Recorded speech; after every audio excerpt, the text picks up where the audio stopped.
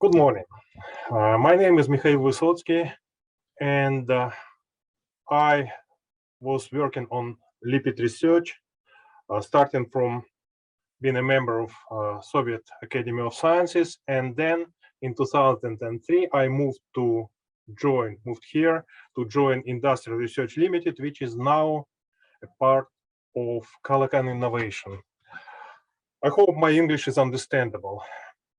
I have spent a while studying lipids of marine organisms. I spent over 1 year in marine research expeditions.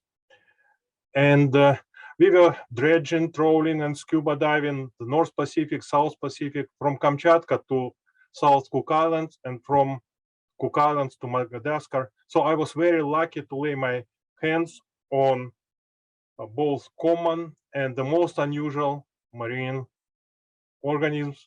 So I got some impression of what kind of useful stuff they contain. Today I will talk about beneficial high lipid, currently underrepresented as dietary supplements, and with occasional mentioning of one or two non-lipid but still exciting components of interest, which currently mostly go to waste. I will try to stick to the allocated time, so I will try to confine myself talking about the most promising, to my opinion, things. So, okay. World fishery production is impressive. According to Food and Agriculture Organization of the United Nations, annual production of fish and other marine animals is close to 200 million tons. Very impressive. But there is always a but. Waste from their production and processing represents an important economic value and an environmental problem difficult to manage. So here enters Cybermarine program, aiming at tunable, low-emission seafood processing for optimized utilization of highly valuable marine raw materials. The focus on the program is on Greenshell mussel, mackerel, and hockey, but I will talk also about some other resources, valuable resources, other fisheries waste, bycatch, and algae. Sometimes what traditionally considered as waste might be even more valuable than the initial products. In one of our research expeditions after Chernobyl disaster, we were tasked with collecting scallop, not for the edible part, but for crystalline ice. The set of enzymes present there was found to convert some common polysaccharides into extremely powerful chelator of heavy metals that catches radionuclides and takes them out of the body. Just try to imagine tons of scallop mussel going overboard because there was more valuable waste required, so-called waste. So, Greenshell mussel bioactives. That's a very interesting subject and very controversial. Currently, anti-inflammatory activity was claimed to be linked to glycosaminoglycans, not anymore, water-soluble proteinaceous macromolecules, marine minerals, glycogen protein complex, proteins, lipids, neutral lipids, fatty acids, omega-3 polyunsaturated fatty acids, non-methylene-interrupted polyunsaturated fatty acids, furan fatty acids, and polysaccharides. So there are some claims, and mind you, it's about 50 years since the first GSM preparation entered the market. So the claims are that anti-inflammatory activity is, first, GSM has anti-inflammatory components. Second, the activity is just linked to Greenshell mussel, but not to other mussels. And C, as to anti-inflammatory components of Greenshell mussel, they most likely belong to lipids. Interestingly, all these claims were contested at some time. And while working on the subject, I was surprised to see unusually high numbers of scientific publications and reviews containing errors or misinterpretations of previously published information in the relevant field. So, since some publications suggested that anti-inflammatory bioactives were found not only in Greenshell mussel, but in other shellfish, glycogen, non-methylene-interrupted fatty acids, certain polysaccharides. So I will also talk a little bit about high-value lipids from edible mollusks. Generally, edible mollusks are pretty lean. Just 1 or 2% of that weight are comprised by lipids. But lipids contain valuable fatty acids, omega-3 acids, polyunsaturated, non-methylene-interrupted fatty acids. But what's also important, there are glyceryl ethers, ether phospholipids, plasmalogens, phosphonolipids, and even N-acylethanolamides, like anandamide. Non-methylene-interrupted fatty acids, they mimic more common methylene-interrupted fatty acids, but they do not form some undesirable products when ingested. For example, take arachidonic acid, which produces a lot of pro-inflammatory mediators, lipid mediators, and just remove one double bond in the middle to get, say, cyanotic acid. And that's all. No pro-inflammatory mediators are formed, and you have very nice anti-inflammatory dietary component. Anti-inflammatory, skin protective, non-methylene-interrupted fatty acids are claimed to have lipid-lowering activity and even anti-parasitic activity. In some shellfish, you can get up to 20% of total fatty acids as a non-methylene-interrupted fatty acids. Plasmalogen forms of phosphatidylserine and phosphatidylethanolamine, which are extremely important and beneficial, they're also enriched in non-methylene-interrupted fatty acids. And you have quite an elevated content of EPA and DHA in New Zealand Greenshell mussel. What is even more exciting, to my opinion, are furan fatty acids. They are powerful free radical scavengers.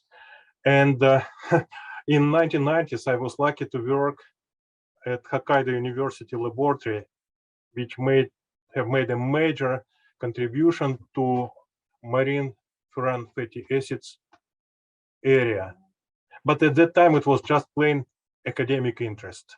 Until in the early 2000s, German scientist Dr. Spitaler suggested that actually not necessarily omega-3 fatty acids are responsible for beneficial cardiovascular activity of fish oils, but furan fatty acids play their role too. And what is extremely interesting that waste products from fisheries, they are enriched in furan fatty acids. You will find them in gonads, blood, scales, skin, but species to species and seasonal variations, of course, they play their role. On an interesting note, the most recent claim I've seen regarding bioactives of Greenshell mussel, it was linked to furan fatty acids, as demonstrated by Japanese researchers. They finally identified furan fatty acids as an anti-inflammatory component from Greenshell mussel. One more exciting product underrepresented in our current dietary supplements range is ether lipids. Ether lipids, they have a long history of health applications. I remember there was a very interesting review from Scandinavian researchers that essentially demonstrated that Vikings were widely using neutral ether lipids as anti-inflammatory, wound healing, and anti-cancer preparation. Well, they used oil from sharks, but mollusks contain these too, and apart just from neutral ether lipids, there are also ether phospholipids, which have anti-tumor, neuroprotective activities. And for example, there are even claims that plasmalogens from mollusks, they are capable to reverse senile dementia and Alzheimer. So if you're interested in this area, I suggest you to talk to our Callaghan Innovation, Dr. Andrew McKenzie, who is the best expert in analysis of these lipids known to me. And he presented on the subject in Japan. It's interesting. Well, enough about mollusks. European Council suggested progressive elimination of fish discards. And when I was preparing this talk, I just looked at the picture of hockey and how much proportion is taken by fillet, which you can buy at our supermarkets. And well, it's a bit scary. So of course, there are other areas, other bits and pieces which require extra research. And like extraorbital fat, skin. I came across a very interesting publication on processing of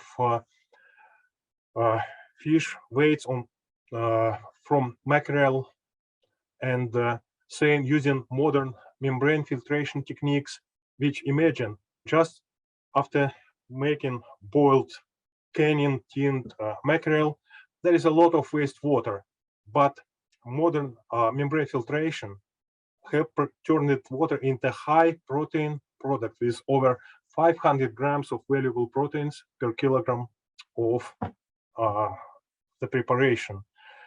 And we have very good process engineers here who are perfecting this membrane filtration area. That's echinoderms, Kina, sea cucumbers. That's, you need to stop me when I talk about them, because that's probably the widest range of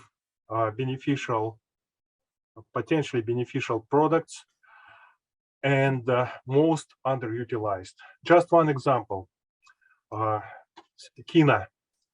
You will have absolutely amazing lipid, not presented as dietary product currently in the market, sulfokinoazyl diacylglycerol. There are so many claims and anti-inflammatory, anti-tumor demonstrated activity, and very serious Scandinavian publications that have in it anti-HIV activities, one of the strongest. But there's also, the thing is, it all goes into waste because it's in shell, in the needles, and they also contain, shells and needles contain echinochrome, and it's exceptionally strong cardioprotective preparation. In some countries, it's marketed for over 20 years or so. So discards will do. Asian Pacific markets, they are hungry for some stuff which is currently considered as waste here. Sea pineapple or sea squirts, a delicacy in Japan and Korea. Well, I was studying them in Japan, and sometimes I was forced to eat them, never again.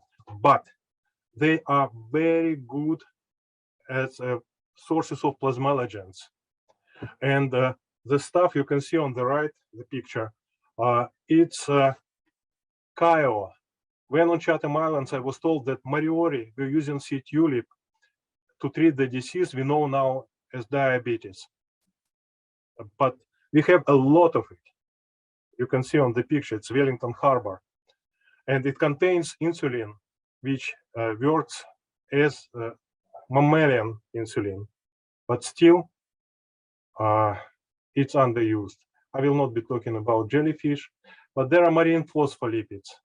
There are marine very long chain fatty acids, which are precursors, for example, of DHA. And just look, the same fish, if you look at DHA, 4%. If you look of its precursor, it's over 20%. So there are other sources. 1 gram of marine phospholipids is sold currently for about 10 New Zealand dollars. 1,700 tons of omega-rich phospholipids from crustacean processing goes to waste every year. Marine algae. There are so many unique products we can do. And Undaria, which is not welcome here, but it's amazing organism producing a lot of preparations. So you can see probably some of familiar brown algae here in New Zealand. They go currently, the best application for them is to be used as fertilizer, but they have unique range of high value lipids, both suitable as dietary supplements and for medicinal applications. So next generation of food supplements is at hand currently. Ether phospholipids, very long chain phospholipid, polyunsaturated fatty acids, enhanced phospholipids, furan fatty acids. But we need to use modern technologies to recover this good stuff from the waste. And that's what we can do at Lipids, Callaghan Innovation, Lipids and Natural Products team. And just thank you. Thank you very much for your attention. Okay. So what I'm going to talk about today is the front end of the factory that Sue described. So this is the analytical platform that we are going to use to understand what's the composition of any biomass. I'm going to talk about the rapid analytical techniques we're going to apply to this problem, and I'm going to particularly focus on the importance of robust reference data, because without robust reference data, you're not going to get good models. Basically, you're going to be modeling inaccurate data.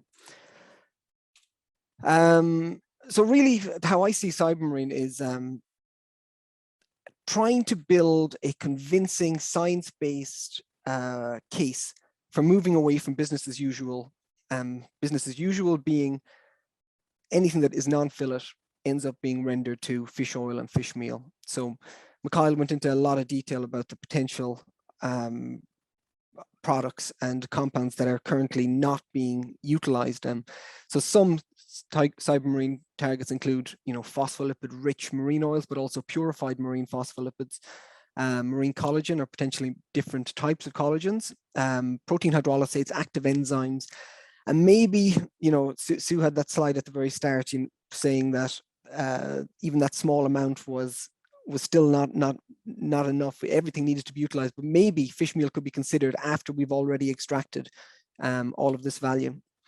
Sue also talked about how a major challenge is optimal processing of variable biomass. So what's right for one biomass will not be right for another.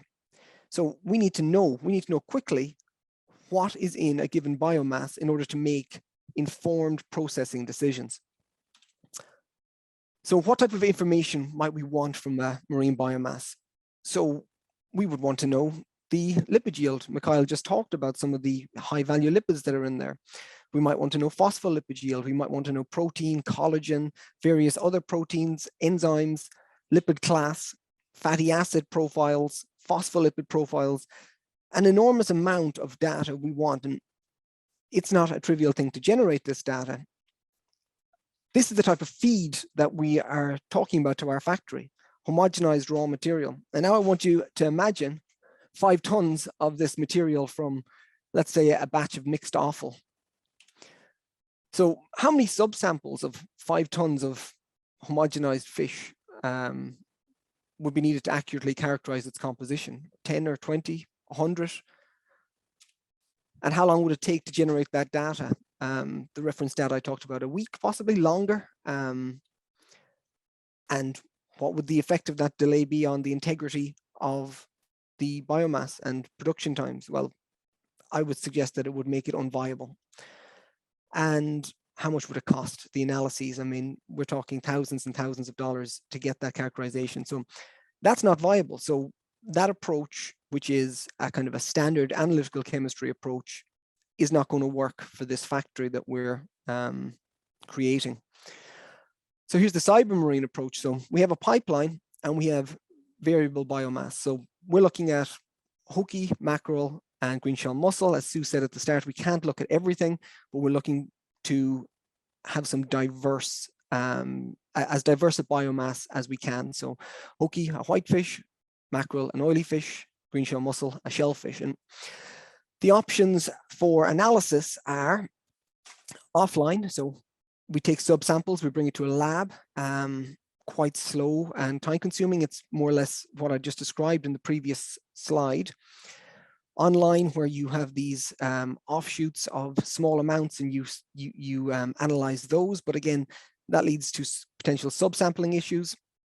And then this is the holy grail of analytical chemistry, is inline analysis. And that's what we're ultimately aspiring to create in Cybermarine. So if you want inline analysis and if you want comprehensive, well, if you want to get as much information as you possibly can, you can't do it with a single probe. And that's why we want to use multiple probes and combine data streams. So the vibrational spectroscopy is the cornerstone of rapid analytical technology. It's extremely fast and it's increasingly more affordable. So there is the potential to apply this in factories. In fact, you know, people will know that near-infrared spectroscopy is already widely applied in many factories for getting limited reference data from certain sample types. So this is Professor Keith Gordon and Dr. Jeremy Rooney. So he's a postdoc working under Keith on this project.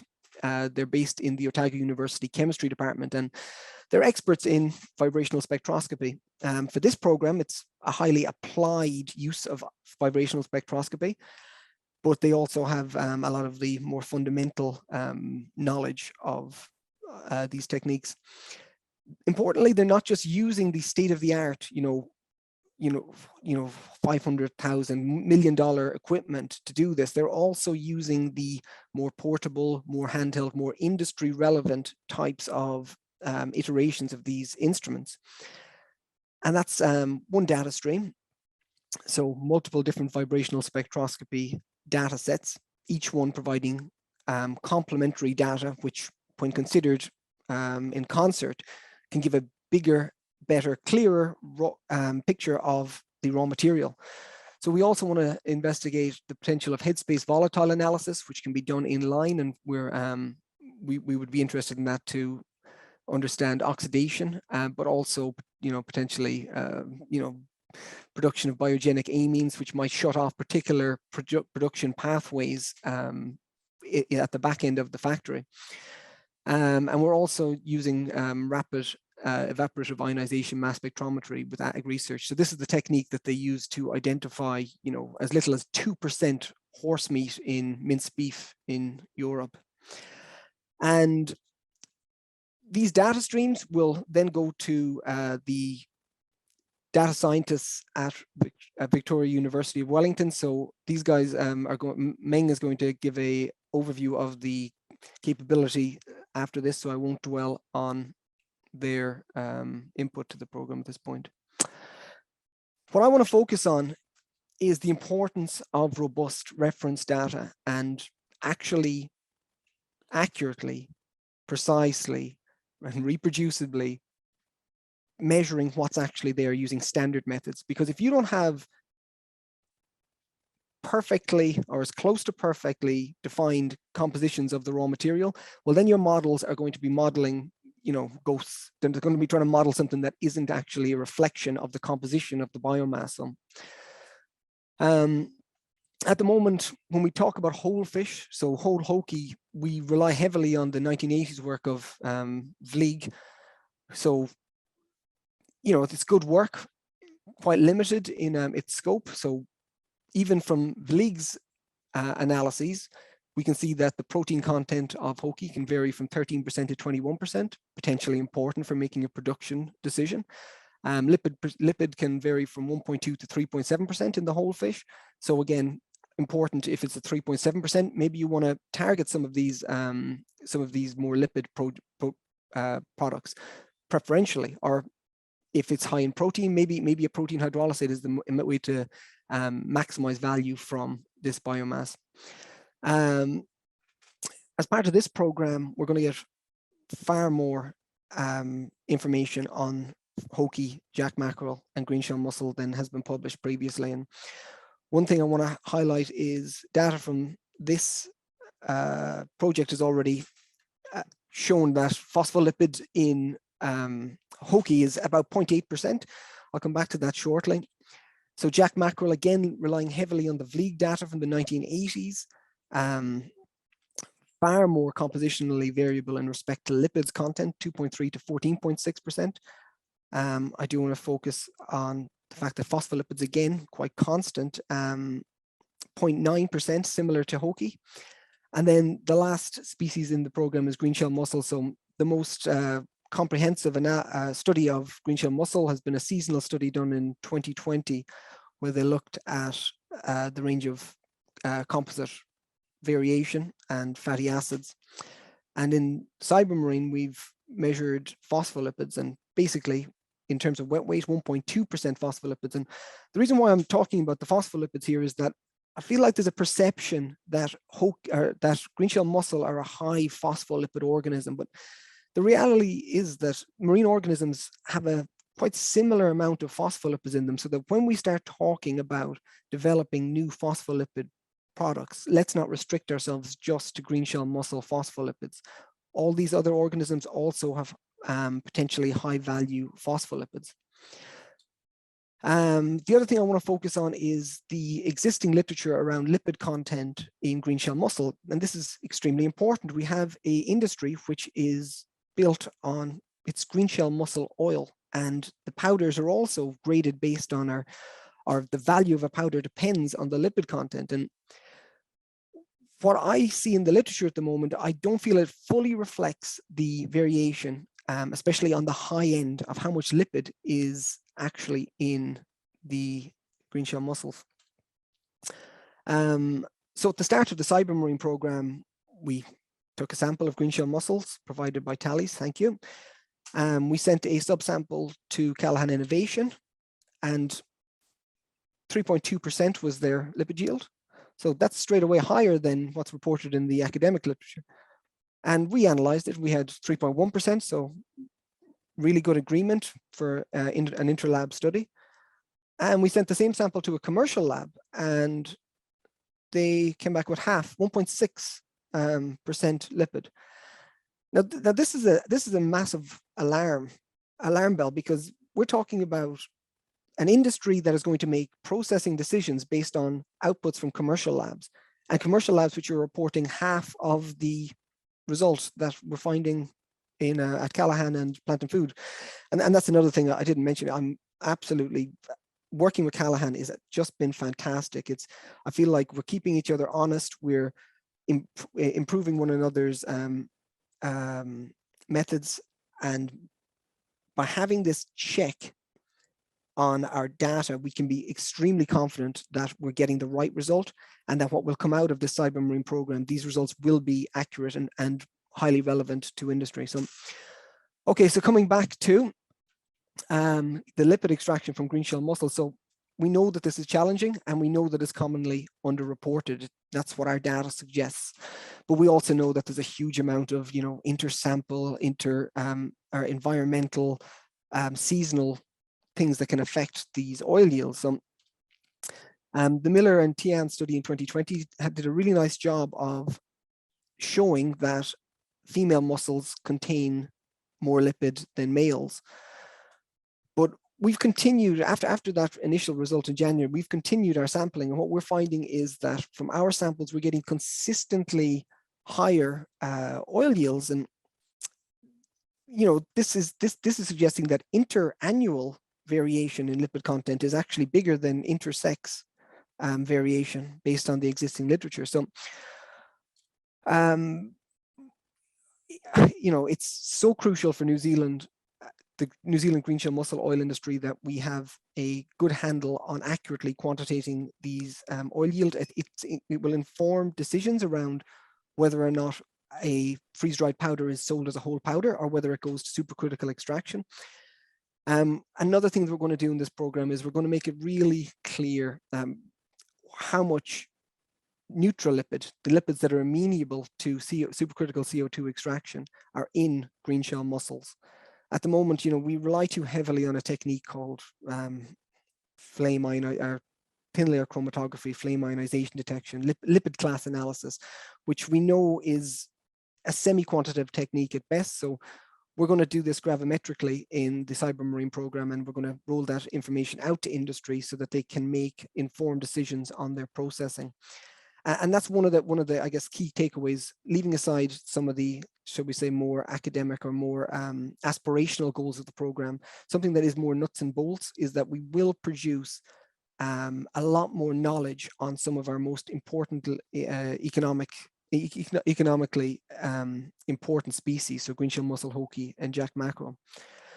I just have to acknowledge here the people working on this at the moment. I have a whole pile of data. I could have talked for literally an hour about the amount of things we're working on, but it's a massive program and I am restricted for time, but just want to acknowledge, you know, the guys at Otago who I've already mentioned, and the guys at Victoria University of Wellington, the guys at Callaghan, who are just great to work with, and Aslan, Thailand. So these are plant and food staff who've just been real soldiers and troopers in this program, churning out samples and analyses.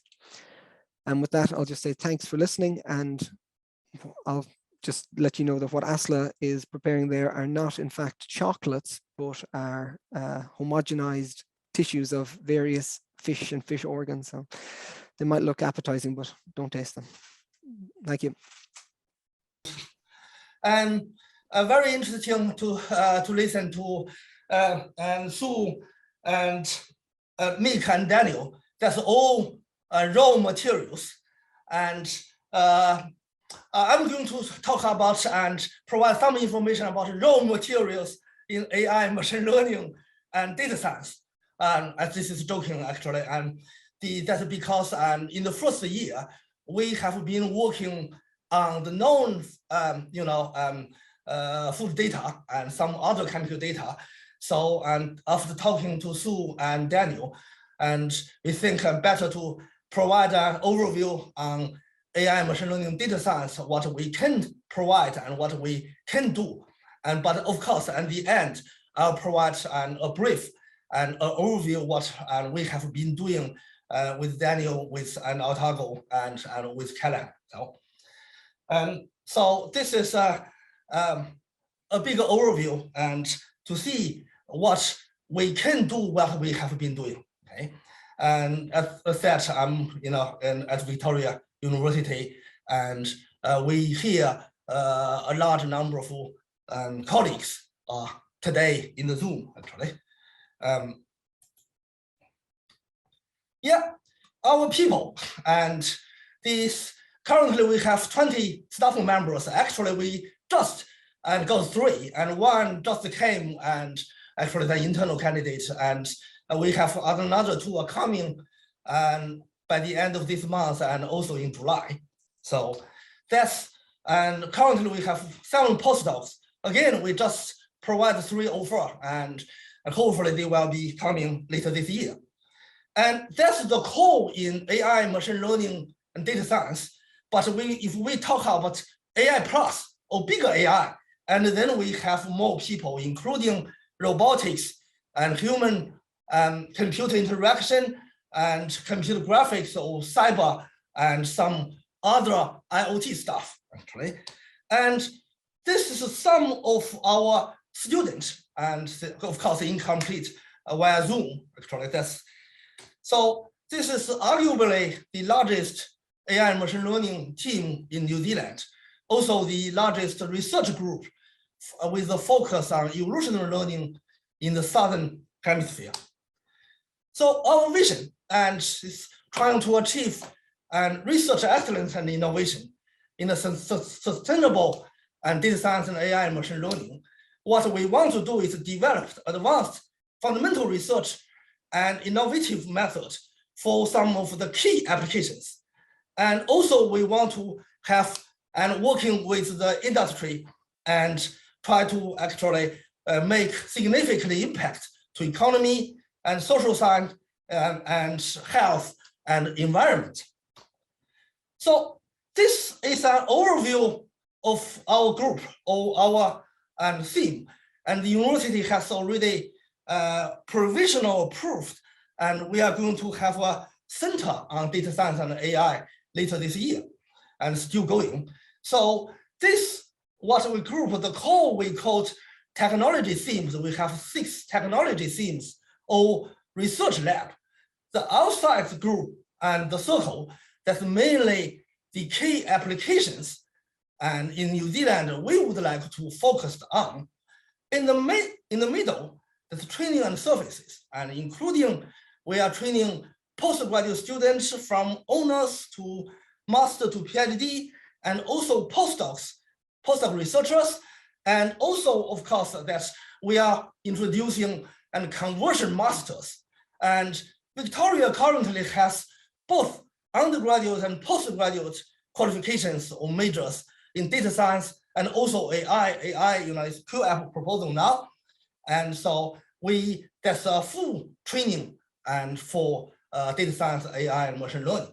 And we will also worry about actually concerning an IP commercialization and Marshall Murray, which Matarana site, and we will have actually currently planning industry board and also international board. Okay, and we talk about, you know, this is we stop here, and the major technology themes, and we are here. We have 6, and those actually they are mainly we are currently have and or playing an international leadership and reputation, and all actually have substantial impact. The first one is intelligent modeling and statistical learning. This one, and Ivy and Bing, and they are leading that, and they are online today. Here we have a lot of techniques can solve this problem. Basically, in the real world applications, we typically have many input variables and output variables, and how to build a model effectively. Traditionally, we always go, you know, to make the data analysis and then assume a distribution, and then choose the model, and then try to find the parameter values or coefficient. But the big data always have multimodal or and belong to multiple distributions. It's very hard. So in this case, our method can actually and build the model directly and automatically without assuming any distribution. So this is some of the methods we can do currently. Also, we have been doing research with Daniel and our Otago colleagues in the past year. Another area we have been doing is evolutionary and multi-objective learning and optimization. This is a special area of machine learning. In particular, it doesn't need to get the gradient, and people in neural networks usually need to assume the programs are continuous. And if that's not continuous, discrete or nominal and Boolean, and then that method doesn't work. And another point is that in the real world applications, we often have multiple conflicting objectives, like those actually Sue mentioned and Daniel mentioned in their talk. Actually, sometimes we want the product and we want efficiency, we want safety, and also in the fish oil, we want quality and quantity. Those are conflicting to each other. How to do that? And multi-objective and optimization and learning, they are good at. And so they try to find a Pareto front as the user to choose. That's actually, we are good at this one. And also, we have been doing in image computer vision, text, natural language processing, signal processing analysis in this area, actually, this is a big topic we have been doing and good at. And in image recognition and processing, we have been collaborating with Callaghan and also planning for the other part, actually, and also Otago and Canterbury. That's a lot. And also in signal processing, the key communication techniques actually were for the Skype previous, and now we are using Zoom. That's actually good at, and we are good at, and best in Killeen is a big name there, and Bing is leading image side, actually. The deep learning and transfer learning, these days, when we talk about AI and machine learning data science, if we don't say deep learning, seems that's awful, right? So we are also doing deep learning and also transfer learning, but we are not claiming we are good at in all aspects of deep learning, but we are good at in automated design of deep neural network architecture. And usually that's hundreds or thousands of layers, so deep. And human cannot, and human expertise cannot find all the subtle differences and also need a lot of domain knowledge. Our techniques can automatically learn a neural network architecture and for particular problem. We can also automate design of non-neural network models like this. If there's hundreds or thousands of layers, how we understand why it is working and which part is working, right? So we are good in this aspect. And shadowing and combinatorial optimization, again, that's probably less related to this project, but we have been doing shadowing, routing, timetabling, that kind of stuff, and particularly in dynamic, uncertain environment. And final one is explainable AI or interpretable machine learning. And we have been using feature selection, big dimensionality reduction. And as we mentioned, in our chemical data, even fish data, and in the data and Daniel and passed to us, often have thousands of attributes or features. Not all of them are useful, and not all of them are equally important anyway. We try to find the good ones. And Su's presentation also mentioned that you try to find unique attributes or features. And those are small number, but are good at to solve a particular problem. We are also in this area, basically, and both Bing and I, they are here. And we are also finding ways to interpret and hundreds of layers of deep learning, deep neural network models, actually. And we are good at, right? And we are actually very data-driven approach. We are doing research in this way. So, well, fundamental research is good, and we need to focus on, and we need to do use a lot of time. But only focusing on our own fundamental research cannot solve real-world application problems. We have already realized that.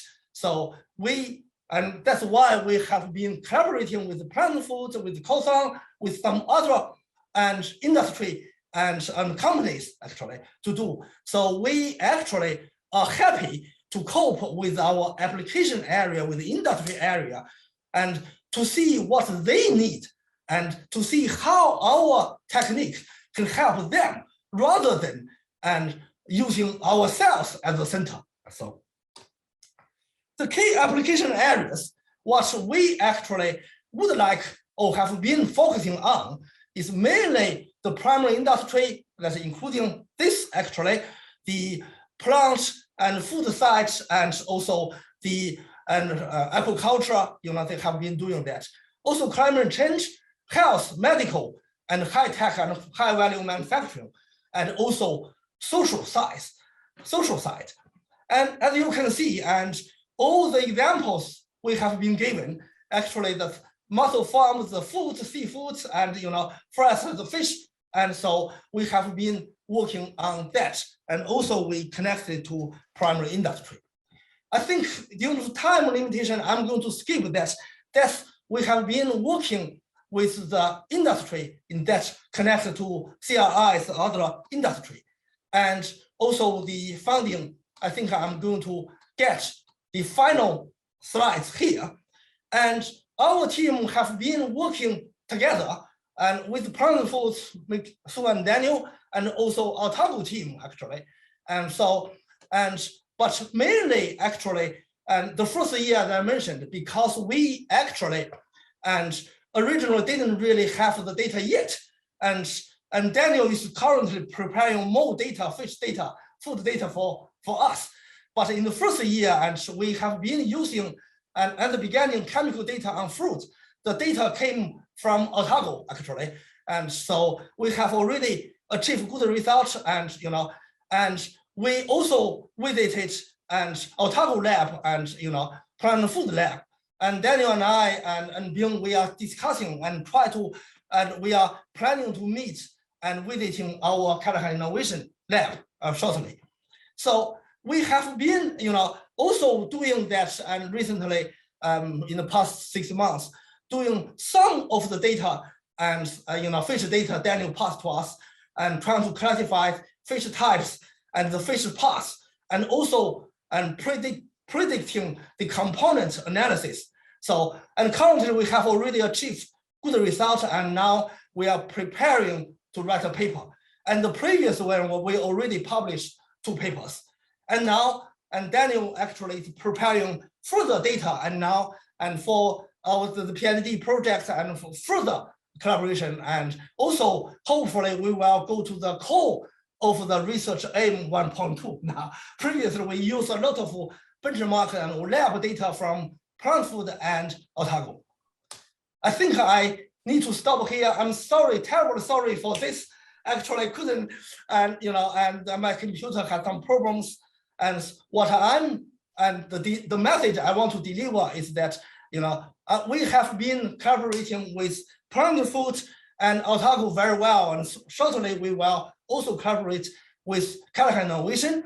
And we are very happy to work with industry, with you guys, and to help you guys and to solve the problems in the application side, rather than focusing on our fundamental research.